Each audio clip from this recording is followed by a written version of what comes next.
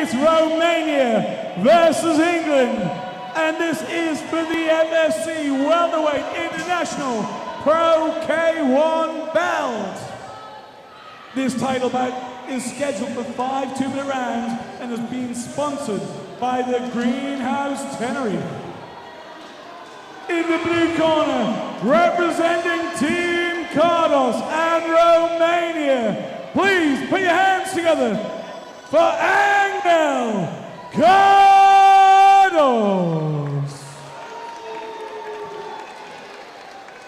And his opponent facing across the ring in this title bout, representing Four Corners Gym and the UK. Let's hear it for Jamie Bates. Again, this title bout is scheduled for 5 2-minute rounds, and your referee, Mickey Taylor.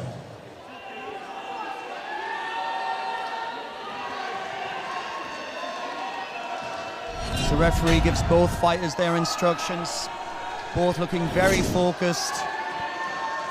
Let's see how they come out. So it's Cardos in the black with green trim, Bates in the silver with orange trim. Both fighters there just sizing each other up, just, you know, downloading data, seeing what the other fighter's doing, making plans. Just starting to touch out now with the round kicks to the legs and to the body, utilizing the jab. Jamie Bates looks very, very sharp with his jab there. Typically measured start from guys with this many fights. Jamie's just probing there with the jab, looking for gaps in that guard.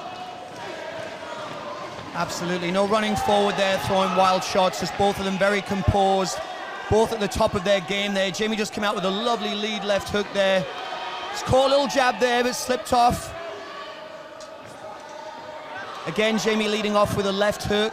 Interesting shot to lead off. Lovely round high kick there. Just caught in the glove of Anghel there. Cardos defending well.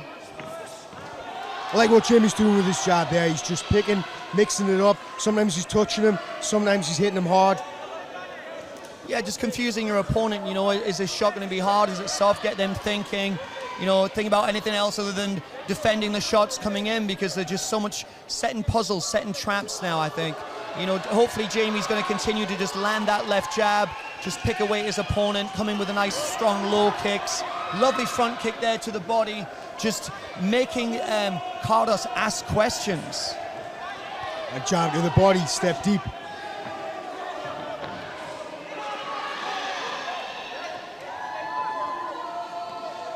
Jamie there straight back to the jab.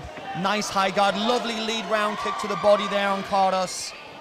Caught him clean. Cardos is starting to slow down a little bit now. Oh, missed there with the right high kick there. Normally with Orthodox fighters fighting with the left foot forward, you expect the right leg to be the power leg. With Bates, it's the left leg. That's where the real power is, the hurting shot. That's an interesting dilemma for his opponent to solve there. Great first round. I mean, you know, for scoring it, it's a hard round to score. I would have to edge towards Jamie. I just felt there he was a little bit busy, perhaps connected a little bit more there. I wasn't able to count the landed shots. Just seemed a little bit more dominant, but you know, a reasonably even round. But felt if like I was Jamie forced was maybe to, controlling where the action took so. place. I would want to score it to Jamie there on a 10-9 perhaps. But very small margin there, really not a lot in it. Let's see what they bring in the next round. We're expecting them to amp things up now, you know, because there's only 3 rounds in this fight.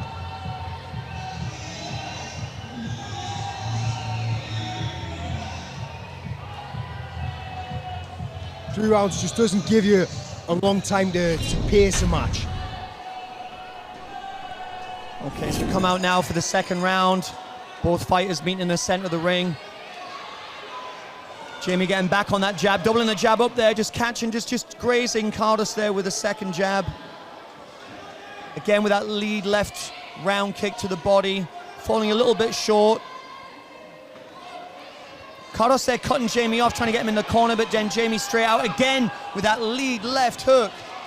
That spin hook that he throws there, he just gets himself out of all kinds of trouble, gets himself into good punching positions.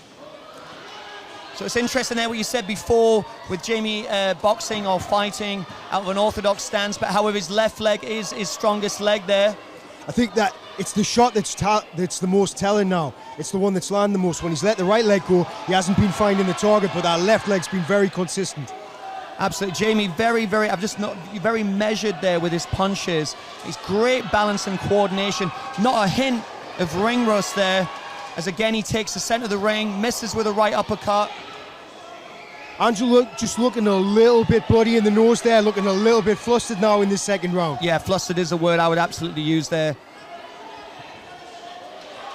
But of course, Anghel, he fights very tall. He fights with his feet close together, where Jamie fights a little bit lower. So they look about the same height, but actually Jamie's the taller man. Yeah, so Jamie about 6'1", I believe. Cardos probably around about 5'9". You know, giving away a good few inches in height there, but as you say, Jamie just levels himself out a little bit. Cardos sits up high, yes, yeah. I have to say, Jamie using the ring there beautifully, using his footwork to get out of trouble. There you go, using the left there just to post out there, moving Cardos off. It's gorgeous to see a guy who can fight coming forward and fight up against the ropes. He's just got so many strings to his bow. You can see the experience, but you know, giving Cardos some credit here. He's putting up a good fight. You know, measured performance, not coming out swinging, not coming out throwing. Lovely little 1-2 left hook combo there, and I think he caught Jamie there just on the bell, but a legal shot.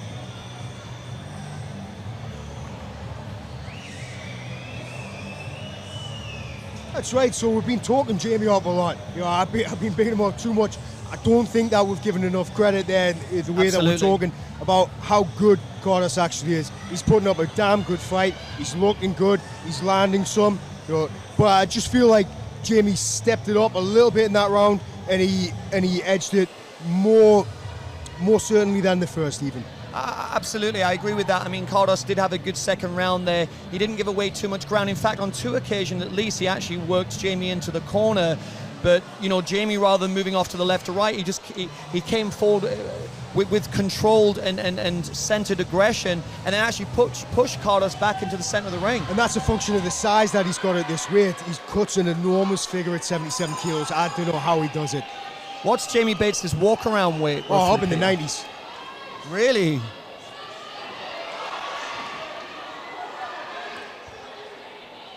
Okay, we move into the third round here. Again, Cardos, hands nice and high, just looking to find some cracks in Jamie Bates' armor.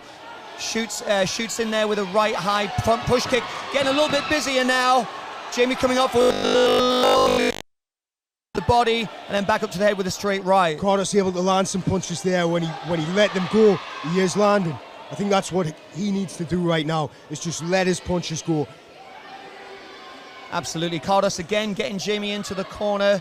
I think hard to see from this position, but I think we had a left kick there that caught perhaps to the groin. Cardos complaining that it was a little bit low. Mickey Tell's not having any of it. He just says, get on with it. Again, Jamie Bates back in with a jab. He's caught there. It fell a little bit short actually with a high round kick there, but working lovely off that left jab and left hook. Cardos coming forward, hands high. And Cardos knows he needs to do this now. He needs to push in, but he's stepping his feet in. He's not letting the hands go. Well, as you say, if this is indeed a 3-round fight, Cardos needs to be much busier. He needs to throw relative caution to the wind there and just put a bit more pressure on Jamie Bates. If he's getting him into the corner, then he needs to do something while he's there.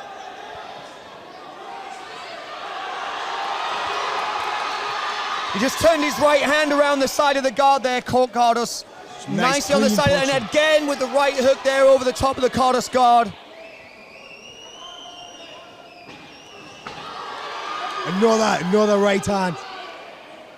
Cardos can't afford to just stay there with his hands high, because he's just leaving himself exposed or static for that Bates right hook around the side.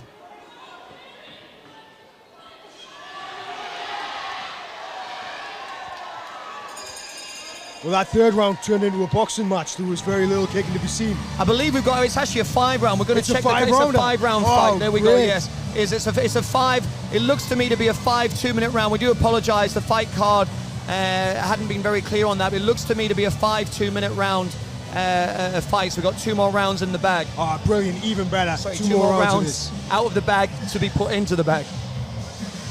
It's lovely to see Goth Bates there ringside as well. Master Goth. He's one of the originals Pro kickboxing to One of the Northeast. OGs, along with my original coach and martial arts trainer, Steve Jessup, of the Zhengdalo Martial Arts Academy, Joth Bates, you know, as you say, the OGs, the originals. Love to see him there supporting his son, obviously giving him, drawing from those decades and decades and decades of martial arts and fight experience. I think more than anything he can say, just having his father there, I mean, that must be enormous. I mean, I can't imagine the feeling. Absolutely. I mean, it's lovely to see Goth there in good health, ringside, supporting his son. That father-son bond, that's just such a special thing. I'm sorry, I'm unsure now about what's actually happening. If it was indeed a 3-round fight, I'm a bit confused about what's happening in the ring. There might here. be some confusion in the ring. I think maybe they're arguing the toss about how many rounds it was supposed to be. Well, if they're confused in the ring, we're going to be confused out here, right? So we're just waiting for a confirmation. Once Anghel again, Cardoş seems upset. I want to say thanks for joining us on 8K Live. Your money has been well spent tonight. You've had a great card, some great fights. Congratulations to Stephen Sinclair, the promoter of Fight Fest Championship. He's put on a great show tonight at the Walker Dome. We're just admiring that the venue we're in. What a great venue. Feels like the Saya Thomas Super Arena. It really does. A great venue to have such an amazing fight card on. And, you know, and again, to see the return of Jamie Bates and Cardos there, putting in a tremendous performance. 2 fighters from Glory, you know, World Championship kickboxing, world level kickboxing, brought straight here in your backyard in the Northeast. It's huge, having this level of fighting right here in Newcastle. It's amazing. Well, again, we're not really sure what's happening in the ring. Some confusion there. It's been lovely to meet you tonight, though, Pete. I'm definitely going to come over to your Unity Gym. Yeah, Newcastle Fight Centre. Newcastle Fight Centre. Thank you, sir. Buy your lunch, get some training in, and catch up. Brilliant. I've really enjoyed meeting you tonight, and we've seen some good fights. Now let's just see if the officials can iron out this confusion.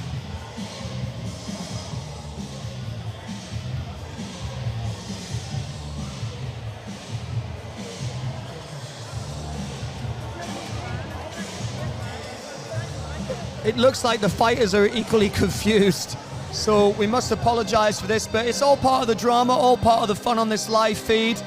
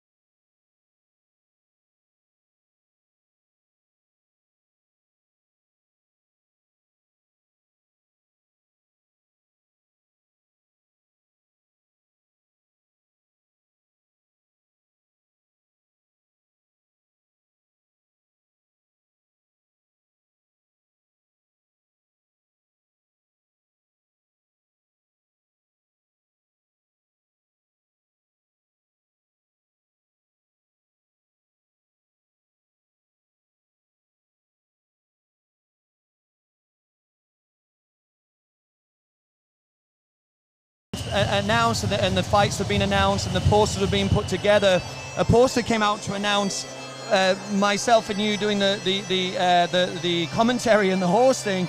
Except there was quite a few comments thinking that we'd actually signed to fight one another. two old but handsome legends coming out of retirement. But I was curious to think what would the rule set be? You know, I mean, my jiu-jitsu's decent, but it's not a patch on yours, my friend. The rule set would be, well, you can't kick me in my bad knee if I can't hit you in your bad shoulder. You're not allowed to touch my left arm. Old guy rules. You can't touch my left arm. Yeah. It's like that episode of, I don't know if you've ever watched Friends, but you know, when they're going to have that fight and Ross and Chandler, two of the two characters, meet these two guys who are going to have a fight, but then they say, well, are we hitting heads? Well, why won't we hit heads? Well, we've got work tomorrow, no hitting heads. We can't kick either, we can't kick. Be like that. Old guy rules, I love it. Well, the promoter, Stephen Sinclair, is actually in the ring right now, talking to both fighters, assuming... Would you be able to just pass me this? I'm just going to get this fight card and see what I had down as the... I'm just guessing this is the controversy. That's the only thing that I can think about. Well, in actual fact, unfortunately, I wasn't given the rounds for the fight card and for the notes I'd put down. However, I believe I heard the announcer say 5 2-minute rounds. That's what I had heard. So when you said 3, I wondered then if it was 3-3. So here we go. It's not the way we wanted to end the show. Due to confusion of how many rounds the fight was meant to be, unfortunately the bout has been declared a no contest. Oh, no. That's a shame.